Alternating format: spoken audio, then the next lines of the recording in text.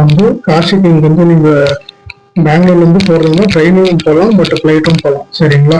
Flight கொஞ்சம் வந்து நீங்க ஒரு 1.5 month முன்னாடி நீங்க புக் பண்ணிட்டீங்கன்னா உங்களுக்கு கொஞ்சம் கம்மி கிடைக்கும். பட் ஆனால் ட்ரெயின் வந்துட்டு உங்களுக்கு பெங்களூர்ல இருந்து மெஜஸ்டிக்ல இருந்து உங்களுக்கு 2-3 ட்ரெயின் வந்துட்டு அவைலபிளா இருக்குது மெட்ரோவா வாரணாசிக்கு. சரிங்களா? இப்போ அந்த காசிக்கு நீங்க போன உடனே அங்க ஒரு தங்கத்தான் மெயின் வந்து அக்கோமடேஷன் தான். சரிங்களா? லார்ஜ் ஹோட்டல்ஸ் அங்கெல்லாம் ரொம்ப எக்ஸ்பென்சிவ் ஜாஸ்தி இருக்கும். எங்க தங்குறதுன்னு பாத்தீங்கன்னா நிறைய ஆசிரமங்கள் இருக்கு. சரிங்களா? தமிழ்ல பாத்தீங்கன்னா நாடார் ஆசிரமம், நாட்டுக்கோட்டை சத்திரம் இருக்குது. அப்புறம் தெலுங்காரங்க போனீங்கன்னா தெலுங்காரங்க ஆசிரமம் நிறைய இருக்குது. சரிங்களா? நான் வந்து தங்குறது வந்துட்டு நாடார் ஸ்ரீ காசி நாட்டுக்கோட்டை நகர சத்திரம் தான் நான் தங்குது காட்டுறேன் பாருங்க. இதுதான் அதோட கான்டாக்ட். சரிங்களா? Contact number. சரிங்களா? நான் தங்குது ஏன்னா அதுதான் சீப் அண்ட் பெஸ்ட். உங்களுக்கு 24 hours வந்து 700 rupees பே பண்ணுவாங்க. சரிங்களா? சரி, 24 hours வந்து உங்களுக்கு 700 சார்ஜஸ் வரும் உங்களுக்கு.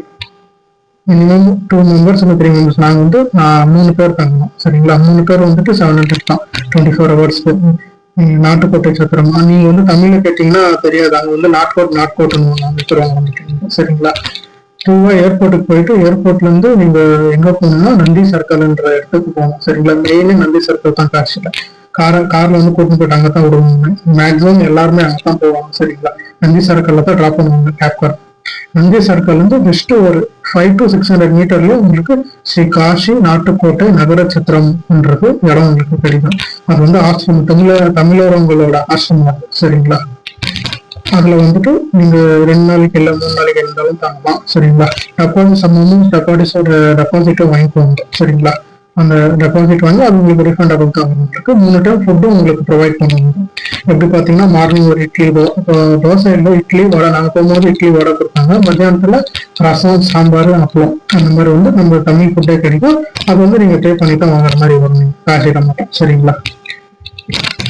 மெயின் வந்து இப்போ தங்கறதுக்கான இது வந்து ஆயிடுச்சு. நீங்க இது விட்டீங்கன்னா வேற ஹோட்டல்ஸ் வேற லாட்ஜஸ் எல்லாம் நீங்க எடுத்தீங்கன்னா மேக்ஸிமம் வந்து 24 hours உங்களுக்கு 2500 to 3000 to அப் டு 12,000 வரைக்கும் உங்களுக்கு போகும். மேக்ஸிமம் வந்து 2500 மேல தான் இருக்கும் உங்களுக்கு 24 hours.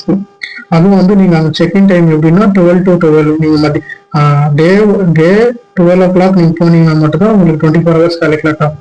அதே நீங்க 12 o'clock மேல ஈவினிங் 6 o'clock 7 o'clock செக்இன் பண்ணீங்கன்னா ஹோட்டலு மறாத நாள் உங்களுக்கு 11 o'clock உங்களுக்கு முடிஞ்சிடும். 12 hours உங்களுக்கு செக் அவுட் முடிஞ்சிடும். அதனால நீங்க வந்து எப்பயுமே டிராவல் பண்ணி அங்க போயிருந்தா டேல வந்து செக்இன் பண்ற மாதிரியே வச்சுக்கோங்க. ஓவரால நார்த் சைடு ஃபுல்லா அப்படித்தான் இருக்குது. சரிங்களா?